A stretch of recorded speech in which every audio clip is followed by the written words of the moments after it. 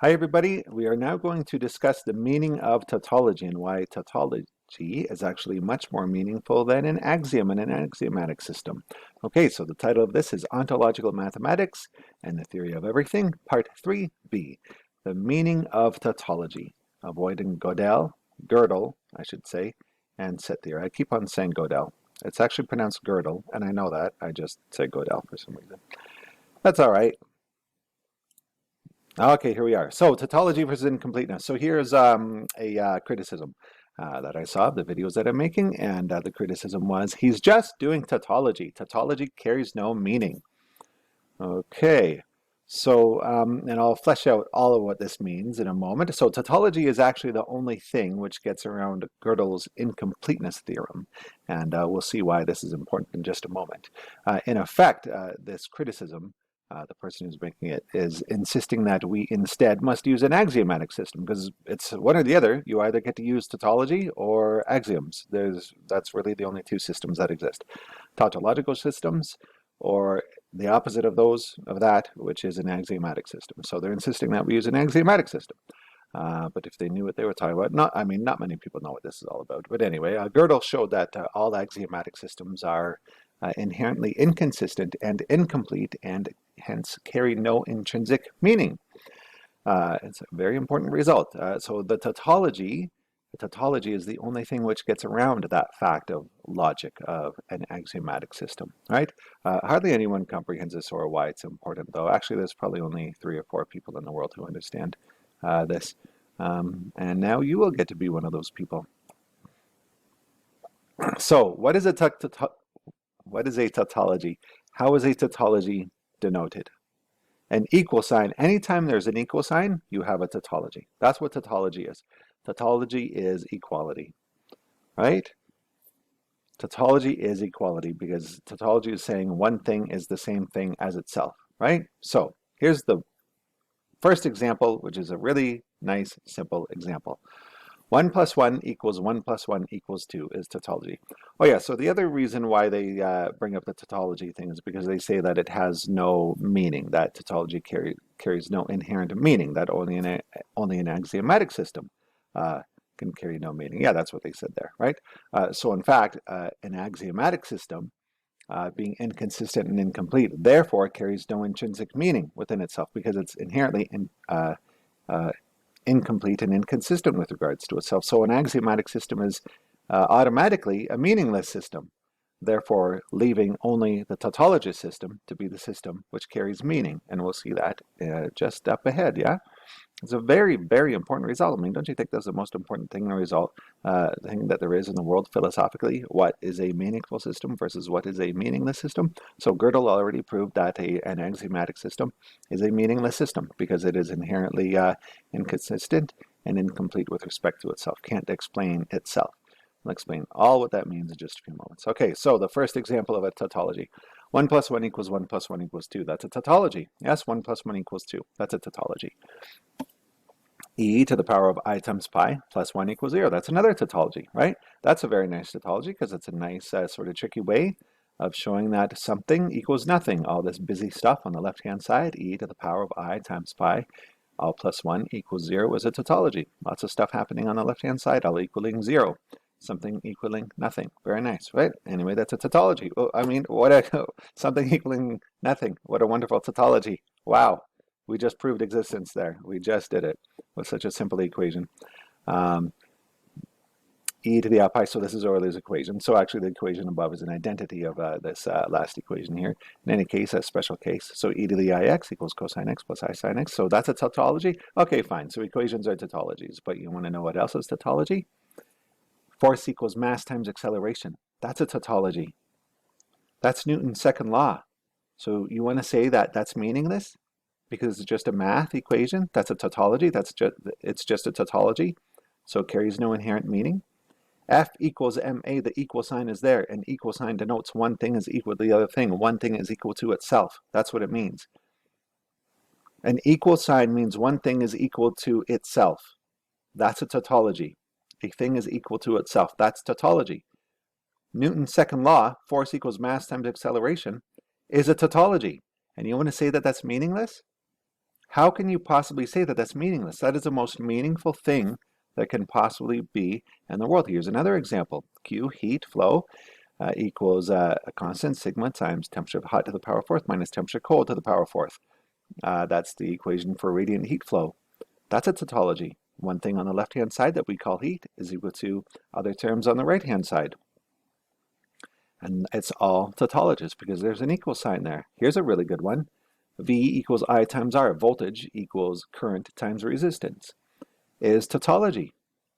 That's a tautology. So the argument that this rebuttal, so-called rebuttal, is trying to make then is that mathematics is meaningless because mathematics is tautologous. Yet mathematics allows us to understand, engineer, and manipulate reality, which is the most meaningful thing that there can possibly be. What else is meaning? What else carries meaning besides being able to manipulate reality and understand reality? What else is meaning? Wouldn't you call that the definition of meaning? The definition of meaning is the ability to understand what exists and how to manipulate it. That's the only thing that matters. That's the only thing that we're doing because we're here. We're here as a result of movement. We are the movement of existence. What can be more meaningful than being able to understand yourself and manipulate yourself as a node of existence, right? So physical properties and behavior of reality in our universe are tautologies between phenomena. So the physical phenomenon of voltage is tautologous with the physical phenomenon of current times the physical phenomenon of resistance.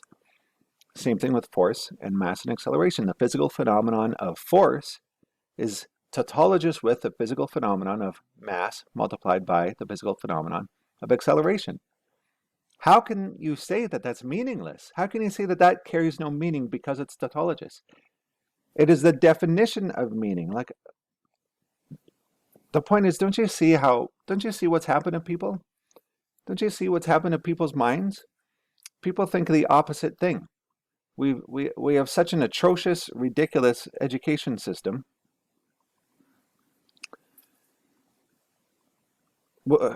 We don't have an education system. We have a negation system is what we have. We do not have an education system. We have a negation system, a system of the negation of mind. Because people think the opposite things to reality. Look at what is in my last book. Well, all my books in my blog site and all that, Planet Wars and my other books. We have PhDs in physics and astrophysics who believe in flat earth theory. And that's not an exaggeration. It's not hyperbole. It's literal. They literally believe in flat earth theory, and they literally work out flat earth theory and the mathematics of flat earth theory, and they literally defend it, and they literally peer review it, and they literally won't allow any papers to be published through peer review, which simply say, the earth is round, here's the math for that, and here's how it's different from flat earth. That's what my paper was about, which I then put in my book. My paper was, the earth is round, here's the math for that, and here's how it's different from flat earth. And they were like, no, we can't publish that. And it wasn't just one, it was a whole bunch of journals. Anyway, that was the basis of my last book, right? Planet Wars. You should read it if you haven't. Anyway, that's the state of people's mind. That's the state of the world. People say that the meaningless thing is what carries meaning, and that the meaningful thing is what's meaningless. Even though if you just, I mean, maybe the person who's saying these things didn't have high school physics, but I mean, this is high school physics. Yeah, I'm sure not a lot of people know V equals I times R or F equals ma, sure.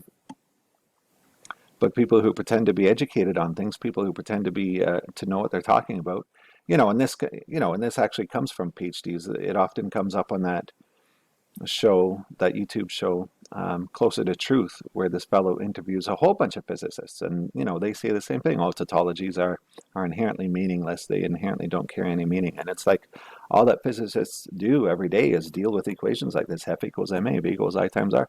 Those are tautologies, because the equal sign, one thing is equal to itself. V equals I times R is exactly the same thing as 1 plus 1 equals 1 plus 1. It's exactly the same thing, right? We just write as 2. We have 1 plus 1, and then we write that as 2, right? The symbols look different, but the same thing. Look, the exact same thing is happening here, because of course we know that multiplication is simply, addition repeated, right? So it's the exact same thing. V, one thing, the symbol, 2, right? Substitute, equals I times R. That's just repeated addition happening, I times R times. Yeah, same thing as 1 plus 1. So 1 plus 1 equals 1 plus 1 equals 2 is exactly the same in nature of being a tautologous concept or equation, a tautologous relation, as B equals I times R or F equals MA. And then people say that this is what's meaningless. Anyway, that's the state of the world we have. That is where we live in. That's what we live in. And of course, that's where we live in. Boys can be girls, and girls can be boys, and the whole education system has to be dedicated to grooming. And if you don't want your children to be groomed, you're gonna have, who knows what, you're a bigot. And the meaningful things like F equals MA is actually meaningless because it's a tautology. Okay, anyway. So signifier versus signified. Let's get into the meaning of all this a bit more. So there's no fundamental relation between signifier and signified is related to this sort of concept of tautology. So this is true for an axiomatic language, but not a tautological language, okay? So for example, let's use the example of the word tree, okay? So the word has letters with specified pronunciation and rules and grammar, and if you follow those axioms, you still have no idea what the object tree actually is, right? So the axiomatic definitions and the way that the grammar is set up has nothing to do with the object itself. And so the signifier is inherently incomplete because it can't describe itself. It doesn't actually describe itself. Tree, the word tree, whether written down or the sound, does not actually describe what it is.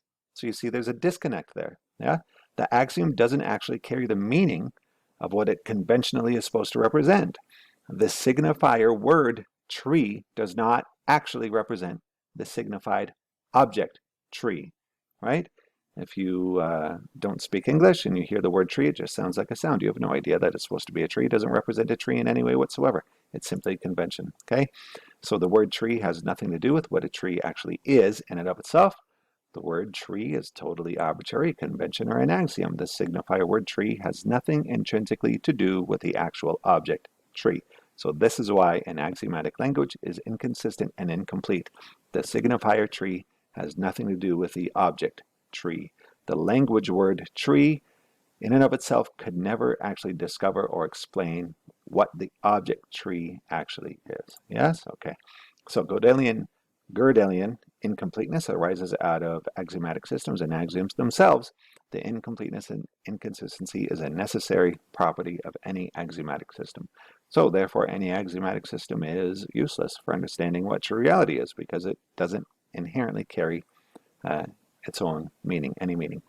On the other hand, what we would like is signifier to equal the signified. So in ontological mathematics, base existence is the circling, which is Euler's formula. In this case, we have the signifier, e to the ix equals cosine x plus I sine x. And in this case, this is indeed the signified. They are one and the same thing. So the signifier is this equation, which totally explains itself. Yes?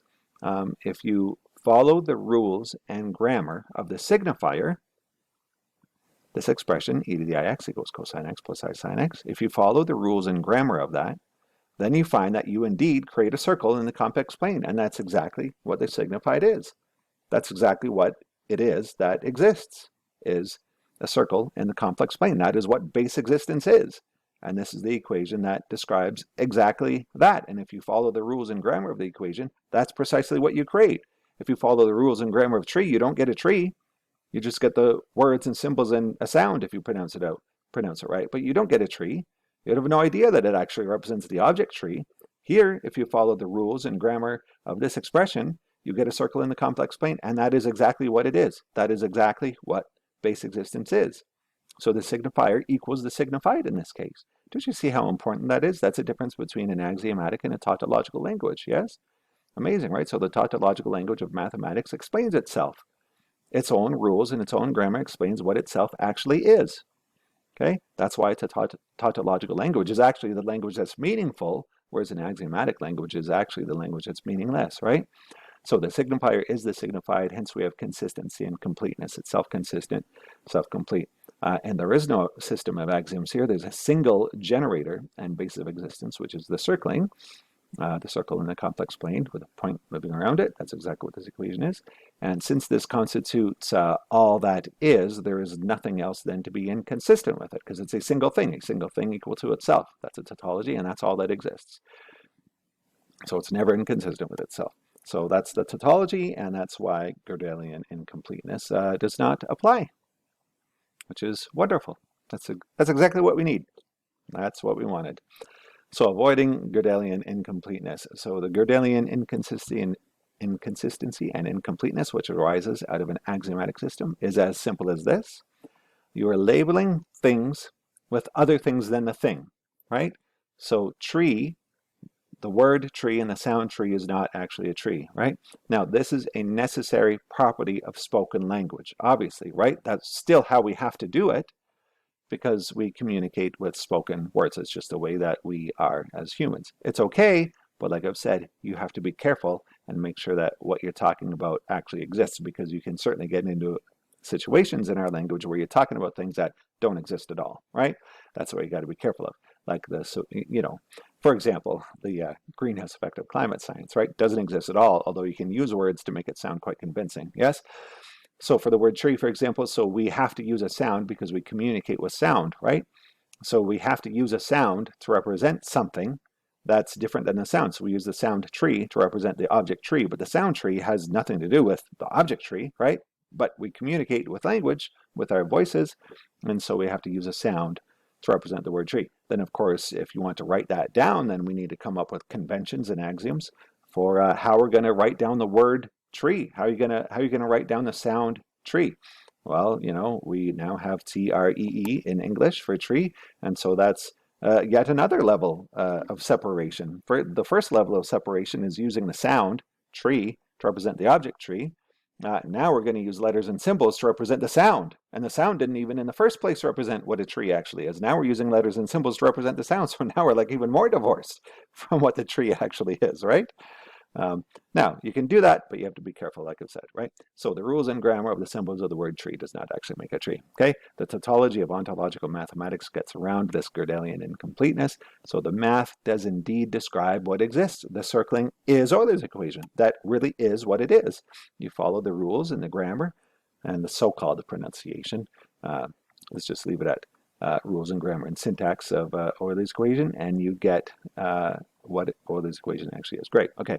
Just because we use symbols for Euler's equation doesn't mean that it doesn't represent the circling. Yeah, sure, of course, it's a language. Of course, we still use symbols for it. But the symbols in the context of their own grammar and how you're supposed to interpret them, what they mean, produce what it actually means, right? The tree doesn't do that, but the equation Euler's formula does indeed produce what you mean for it to produce ontologically. Yes? Which is the circling. So the rules in the grammar of the symbols make Euler's equation, which is the circling. Okay, so that's your identity, your tautology, right? Signifier equals signified. Okay, that's really important stuff. I hope you're enjoying this. I am. Self-discovery. So obviously existence is consistent and complete, and obviously the set of theorems describing the system doesn't depend upon external input. So this was a comment I received. And so my response is simply that that is precisely what's been provided with the circling via net nothing as something through movement. Okay, so that's exactly what we provided. But now this comment is important to extrapolate or to discuss, but we'll never be able to suss the full set of formulae describing the system. Okay, now let's answer that. We will never be able to suss, understand, or arrive at the full set of formulae describing the system. Okay, so that would be true for an axiomatic system. Okay, it would be true that an axiomatic system couldn't understand itself. Any axiomatic system, as we've been discussing, is incomplete and inconsistent, and it cannot inherently explain what it actually means, right? The word tree cannot actually explain what the object tree is, right? However, existence is based upon a single thing, the circling, which is Euler's equation. A single thing cannot be inconsistent with regard to itself because it is itself, right? It's the tautology. It is not a system or set of formulae, but a tautology of the single one thing. And a large number of them, as you know from the previous video, applying the infinity multiplier, you can have any number of them as you want, but they're still the same thing in form, in general form, yes. So a consistent and complete system must be able to understand itself because it is itself, because it does define itself, right? Because it does describe itself. And so we can know what the system fundamentally is and what it's made of and what its set of formulae is. It's actually one formula, Euler's formula, the circling. So we can know via the principle of sufficient reason. Now, this doesn't mean that we instantly should have known or should have always known, or that we instantly knew some time ago. We still do have to obviously get to the point in, development of knowledge of mathematics to get there. One day we can and will know, and in fact, that day is now here. We do know. Now we do know actually what the full formula is of base existence, which is Euler's equation and the circling, yes?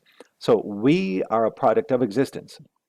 I mean, this question kind of, if when you put it in the context of, well, we can never understand what it is, that kind of separates ourselves from existence, because are we not existence? Is it like as if existence is something else other than us that we can never understand? But we are existence. We exist here. We're made of the substance of existence, right? We cannot be here without being of the substance of existence, and therefore, in some way or another, we reduce to identity with existence, with the substance of existence. And because this is must be a complete and consistent system, or else it would be irrational and would collapse because it would have no underlying reason to it. Yeah, in that case, we wouldn't be able to understand ourselves, but we are of existence. Existence is imbued in us. We are made of the substance of existence.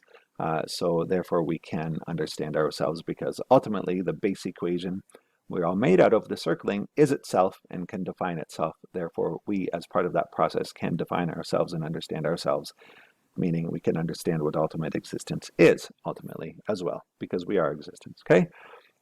Great. Wonderful. It's a very nice result, right? So now set theory, for example. Set theory is good. That's getting a little bit abstract, a little bit academic. So the comment is the godelian incompleteness theorem implies that any system which is sufficiently mathematically complex cannot simultaneously exhibit completeness, consistency, and effective axiomatization. So this is an interpretation of mathematics which comes out of Cantor's set theory, which is a huge blunder in mathematics, which is an attempt to define mathematics via axioms, as if mathematics is an axiomatic system of definitions. That's not what mathematics is. Mathematics is tautology. It's not axiomatic, yes? So set theory gets mathematics all wrong and totally misunderstands ontological mathematics, but in fact, it actually never even gets anywhere close to even understanding or comprehending the concept of an ontological mathematics, because it's trying to do something completely different. It's trying to pretend that or say that mathematics is axiomatic, when in fact ontological mathematics is tautological, right? So set theory is completely, the academic system is completely taken by set theory. So the whole academic system is never going to come anywhere near to understanding ontological mathematics, or developing it, or comprehending even the concept of it. They're totally actively prevented from doing so. Yeah, so just to repeat, godelian incompleteness applies to axiomatic systems, not to tautological systems. Then the suggestion is that you, in science, in the academic systems, that you then shift to multiple universes. So instead of just having this one universe, just impose or imply or create an infinite number of universes, as if this one universe then is the result which we will happen to find ourselves in. But this is actually just another infinite regress. It's really, really a stupid idea. It's a completely stupid idea. It tries to get around infinite regress by just creating actually infinite regress, an infinite number of universes. And it doesn't actually answer the question. The question being, why does a universe exist in the first place, right? And then they say, well, there's an infinite number of them. That doesn't actually understand, or that actually doesn't explain why there is an infinite number of universes in the first place, and why that structure that leads to an infinite number of universes should exist in the first place, right? So it's just, it's such a silly thing to say. Completely violates Occam's razor and parsimony. Yeah, it's just another infinite regress. So maximally simple to maximally complex. Yeah, so in regards to mathematically complex systems, so existence is in fact built from something mathematically incredibly simple, from the simplest possible thing, actually, which is the point moving about a circle. That's the simplest possible thing, okay? And it's the singular ingredient, yes? Because it is based on a single thing, therefore, yes, it's not a system of axioms, but a tautology of the single thing. But here's the important part. From the simplest thing, one can then build the most complex things. And yes, you get mathematical complexity after that, but it all reduces to a single thing at the basis, which is the circling or Euler's equation. So for example, imagine starting with the less than simplest thing. Okay, say you started with a fishhook. Well, first of all, you'd have to say, how come existence is starting with a fishhook? Because there are things less complex than the fishhook that existence could have started with. So why is there a gap between the simplest possible thing, which would be a point, and the less than simplest possible thing, which is a fishhook, right? So the complexity of the fishhook would actually prevent a lot of more complex things, which would be imaginable but not actualizable. If base existence was a fishhook, there'd be other things that you could imagine you might want to create, but you can't create because the fishhook is a weird shape and it just doesn't allow certain shapes to be put together in a certain way to create certain things, right? Plus, you'd have to, the thing about the gap between the complexity of the fishhook and maximum simplicity, how come there's a gap there, right? Now start with points. With points, you can gather them to build anything you want, right? So with points, you can, in fact, build the fishhook, and you can build things more complex than the fishhook, anything more complex than the fishhook. You just gather the points together as you need them.